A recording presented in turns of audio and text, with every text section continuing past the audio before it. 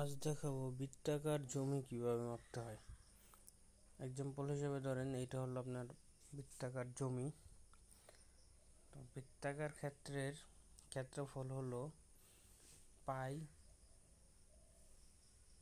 আর square, যেখানে আর হলো বৃত্তের ব্যাসার্ধ এবং পাই হচ্ছে ধ্রুবক, যার মান হলো 3.14159।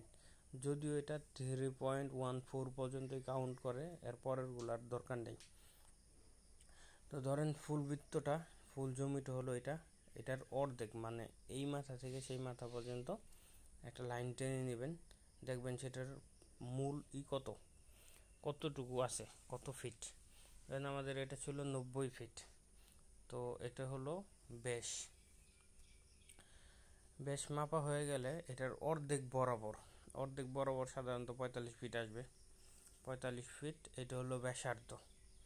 তো এটা হয়ে গেলে তারপর আমাদের যে সূত্রটা, বৃত্তাকার ক্ষেত্রফল পাই আর স্কোয়ার।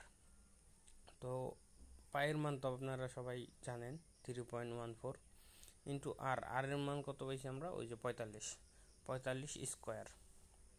তাহলে 3.14 ইন্টু হলো এই 45 স্কোয়ারের আসে হলো 2025। তো এই দুইটাকে এখন গুণ করার পরে 6358.5 বর্গ ফিট। তো এই বর্গ ফিট যখন আমরা পেয়ে যাব, তারপর হলো জমির মাপটা একদমই ইজি হয়ে যাবে। তো এটা 6358.5 বর্গ ফুট আসার পরে এইটাকে আমরা জানি হলো 435.60 বর্গ ফিটে হলো 1 শতাংশ হয়। তো 6358.5কে যদি 4.35 435.60 দিয়ে ভাগ করা হয়, তাহলে 14.59 শতাংশ আসে।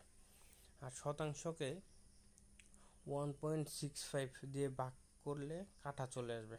তো আমাদের হলো 14.59, এটাকে ভাগ দেন হলো 1.65 দিয়ে। তো এখানে আসছে হলো 8.48 কাঠা। তার মানে আপনার এই রাউন্ড জমিটা, তো এখানে হলো 8.84 কাঠা জমি আছে। তো জমি সংক্রান্ত আরও যদি কোনো মাপ আপনাদের বোঝার অসুবিধা হয়, আমাকে জানাবেন, আমি এটা ক্যালকুলেশন করে দেখাবো। ধন্যবাদ।